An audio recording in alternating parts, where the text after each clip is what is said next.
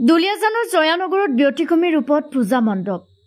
তৈলনগৰী দুলিয়াজানৰ জয়ানগৰত দুলিয়াজান যুৱ সংঘৰ উদ্যোগত আৰু সমূহ জয়ানগৰবাসী ৰাইজৰ সহযোগত এইবাৰ কিতাপৰ আৰ্হিৰে নিৰ্মাণ কৰা হৈছে এক আটকধুনীয়া পূজা মণ্ডপ, য'ত আছে অসমৰ পুৰোধা সাহিত্যিকসকলৰ প্ৰায় 20,000ৰো অধিক গ্ৰন্থ।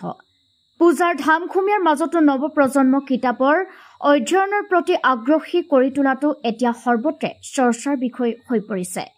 কলকাতাৰ লগতে বিভিন্ন ঠাইৰ পৰা অহা কলা কৌশলীসকলে এই আটকধুনীয়া পূজা মণ্ডপ ভাগি নিৰ্মাণ কৰি উলিয়াইছে। এই পূজা মণ্ডপ ভাগি দৰ্শন কৰিবলৈ নিশ্চয়কৈ এবাৰ আহক আৰু পূজাৰ বতৰতে সাহিত্যিকসকলৰ নামৰ লগতে তেওঁলোকৰ ৰচনা সমগ্ৰ মনত ৰাখি যাওক। আমি আসামে এসেছি, আমাদের বাড়ি পশ্চিমবাংলা, কলকাতা হচ্ছে আমাদের রাজ্য। আমরা পূর্ব বর্ধমান পূর্বস্থলী থানা পাটুলি গ্রাম পঞ্চায়েতের বাসিন্দা। আমরা 12 জন এসেছি এখানে দুর্গাপুজোর কাজ করতে। আসাম ধুলিয়াজান যুব সংঘ 1 মাস ধরে কাজটা আমাদের চলছে।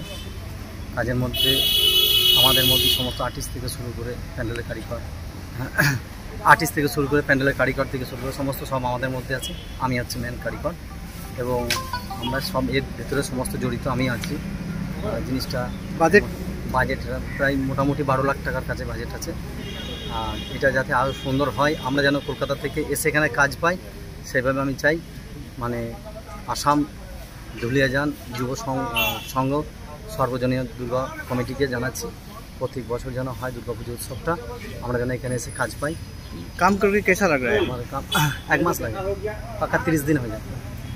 30 दिन काम करके कैसा लगा? फिर अच्छा है?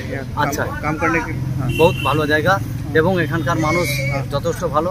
এইখানকার যে আছে এই আশু বললে যে ইয়েটা আছে ওনাদের ইয়েতে আছি আমরা, যথেষ্ট ভালো লাগছে ওনাদের ব্যবহার।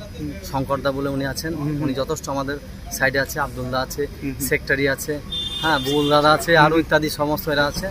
যথেষ্ট ভালো লাগছে, ওনাদের ব্যবহার ভালো এবং ওনাদের সঙ্গে আমাদের সেটিং হয়ে গেছে। এই বলে আমি দুলিয়াজান যুৱ সংঘৰ উদ্যোগত আমি প্ৰতি বছৰে জয়ানগৰত সাৰ্বজনীনভাৱে এই পূজাভাগ আয়োজন কৰি আহিছোঁ। সমগ্ৰ দুলিয়াজানবাসী ৰাইজ, জয়ানগৰবাসী ৰাইজ আৰু দুলিয়াজান যুৱ সংঘৰ উদ্যোগত এইবাৰো আমি পূজাভাগী আয়োজন কৰিব বিচাৰিছোঁ। আৰু এইবাৰ আমি এটা নতুন চিন্তা পৰিকল্পনা যুৱ সংঘৰ সদস্যসকলে ৰাইজৰ সহযোগত আমি ইয়াত পৰিকল্পিত কৰিব বিচাৰিছোঁ। উঠি অহা প্ৰজন্মক গ্ৰন্থৰ প্ৰতি আকৰ্ষিত কৰিবৰ কাৰণে, অসমীয়া সাহিত্য জগতৰ প্ৰতি আকৰ্ষিত কৰিবৰ কাৰণে আমি এইবাৰ পূজা মণ্ডপটোত প্ৰায় 20,000ৰো অধিক গ্ৰন্থৰ নাম সন্নিৱিষ্ট কৰি এই পূজা মণ্ডপটো নিৰ্মাণ কৰিবলৈ বিচাৰিছোঁ। আৰু ইয়াত অসমীয়া সাহিত্য জগতৰ যিসকল পুৰোধা ব্যক্তি আছে, মহেশ্বৰ নেওগৰ পৰা আৰম্ভ কৰি বিৰিঞ্চি কুমাৰ বৰুৱাৰ পৰা আৰম্ভ কৰি লীলা গগৈ, সকলোৰে গ্ৰন্থ ইয়াত আমি প্ৰকাশ কৰিব বিচাৰিছোঁ, তেখেতসকলৰ প্ৰতিচ্ছবি।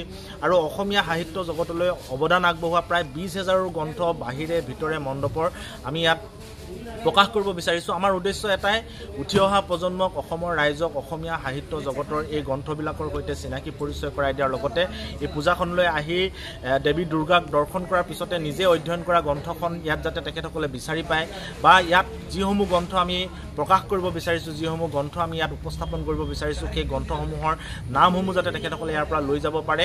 আৰু অধ্যয়নৰ বিনে যে একো গতি নাই, বা অধ্যয়নটো এটা আমাক অধ্যয়ন প্ৰত্যেক ছাত্ৰ ছাত্ৰীক যে লাগে, সেই এটা নতুন থিম লৈ আমি গোটেই প্ৰক্ৰিয়াটো আৰম্ভ কৰিছোঁ। আৰু আমাৰ কাম প্ৰায় সম্পূৰ্ণ হোৱাৰ দিশে, গতিকে আমি সকলোকে ইয়াত সহায় সহযোগিতা আমি কামনা কৰিছোঁ। আৰু গ্ৰন্থ আন্দোলনৰ প্ৰতি, গ্ৰন্থ অধ্যয়নৰ প্ৰতি নৱপ্ৰজন্মক আকৰ্ষিত কৰা, অসমীয়া সাহিত্য জগতৰ প্ৰতি নৱপ্ৰজন্মক আকৰ্ষিত কৰা আমাৰ মূল লক্ষ্য আৰু মূল উদ্দেশ্য।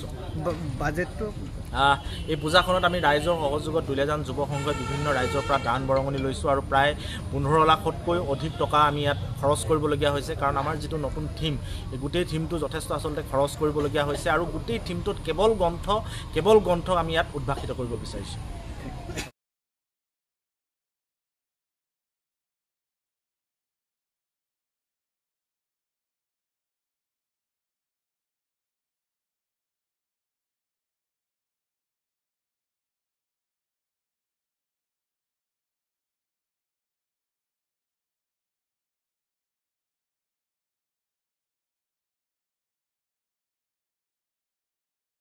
নিউজ ডেস্ক ৰিপৰ্ট, টিংৰাই চাৰিআলি লাইভ।